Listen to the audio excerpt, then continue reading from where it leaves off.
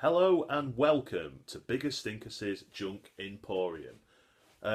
Before I start the review of some playing cards, that's right, it's some playing cards. I know what you're thinking, they're playing cards, and you'd be right to think that because that's what it is, playing cards.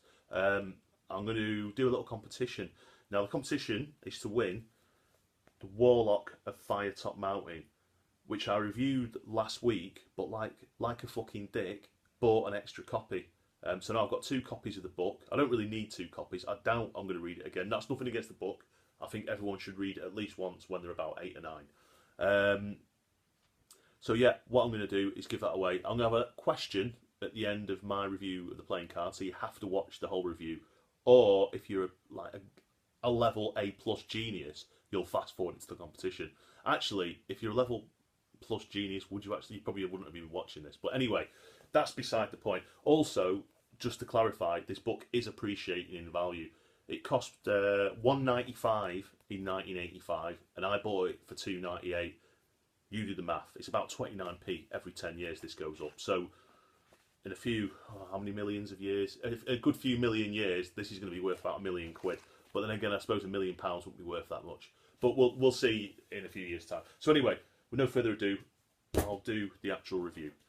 That wasn't a deliberate rhyme. It was a bit unfortunate. I don't like it when stuff rhymes. Anyway, the cards I got, and I'm going to review. Just give you a little backstory. I used to play quite a bit of poker with my mates. I don't know why we don't anymore. Pretty much no one wants to speak to each other. People got kids. I was amazing at poker. No, that isn't true. They could all actually still play cards without me. I wonder if they do that. But people just like stop playing. You know what? I'm going to organise a game of poker actually and play it. But I thought, right, because everyone used to bring around straggly cards, covered in snot, beer stains, I don't know, arse scratchings, pork scratchings, all kinds of rubbish. So the cards stick together, dead clumps, pain in the arse to use. There'd be always ones missing.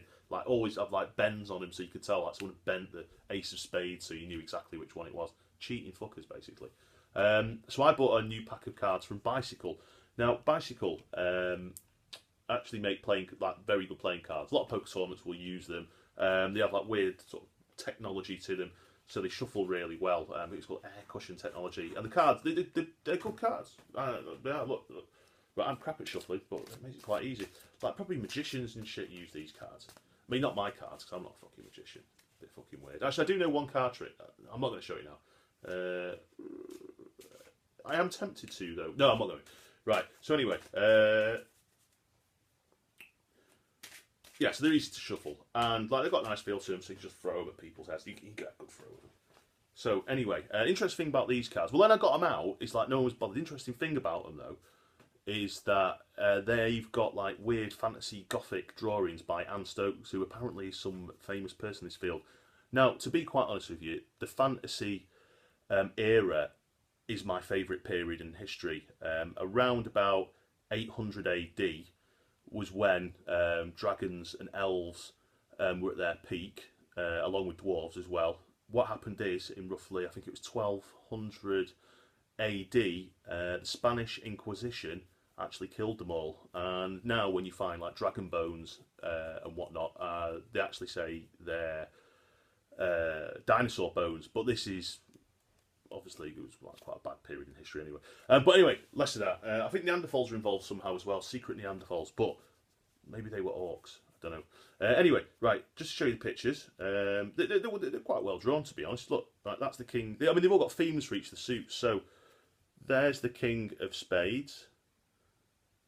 Fucking death, obviously. Or is it just someone who's fucking with a skeleton?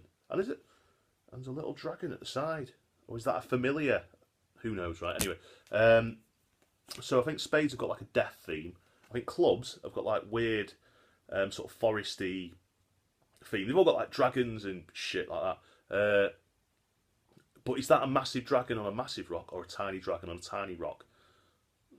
Well, actually, it's probably a tiny dragon on a tiny rock because it's got ivy on it. So unless it's massive ivy, who knows? See, look, fucking hell. See, don't fuck with dragons. Again, pretty obvious. I don't know. Is a 10 of... I don't know if diamonds is red electricity dragon themed. I'm not sure. I've seen another diamond. Look, there's another club. Some guy with a beard. Acorn beard. Fucking hipsters do one. See, Joe, Hearts, I would date, if I wasn't married, I would date her, definitely, apart from the fact if you look carefully, she thinks she's got fucking wings. Madness. That madness comes from that. More diamonds. I think the diamond thing might be like maybe elemental fucking creature shit. I don't know why he's on a Celtic. Is that a Celtic cross, possibly? There's the Joker. This is really funny. I'm going to blow you up. Not funny. Dickhead Joker. See, Hearts. Fucking love horses. I'm surprised there isn't a massive moon in the background there. Moonies. Oh no, there's horses on these as well. But yeah, as I say, anyway, I think I'm digressing here. Ooh, check this angle out. Right. Six of Hearts. Right. Meet her on Tinder. Go back to her house. She says, "Oh wait, do you want to come in and feed my pink dragon?" What the fuck are you going to do then? It's a euphemism. It's fucking not. It's a real dragon. Good luck. So anyway, right, the card's pretty good. See, I date her as well, but cheap, basically. Also, she's got a husband she's not telling you about, who's actually deaf. But also, she's cheap, I'll tell you why. Hinting quite heavily she wants another drink. Whether it's blood or red wine is yet to be ascertained.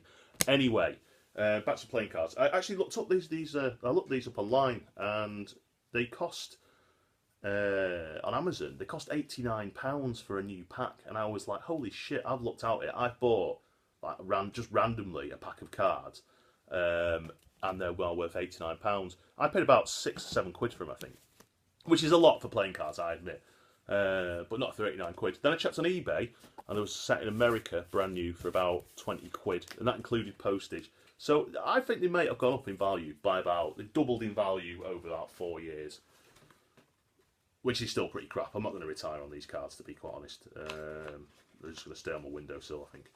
So, a junk rating for these, for the Stokes Bicycle First Edition playing cards. I'm going to give a junk rating of, well, if they're worth £89, they definitely get a higher junk rating. Just to clarify with junk ratings, a junk rating is 1, is it's really junk, you don't want it. A junk rating of 10 is it's still junk, but you do want it.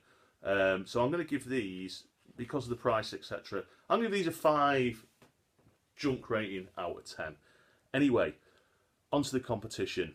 Right, now, to win this book, Will I Fight Top Mountain, as I said, answer the question in the comments below. I'll pick the answer. I was going to say randomly. No one's going to enter it anyway, so I'm going to keep the book, so I don't care. But if you do, if someone does win the competition, they'll definitely get the book. I promise you that. The competition question is, who is the best giant? That's right. Who is the best giant? Think about it. Anyway, I hope you've vaguely enjoyed this. I'm probably a bit optimistic there. But anyway, it's been good speaking at you, and I'll smell you later.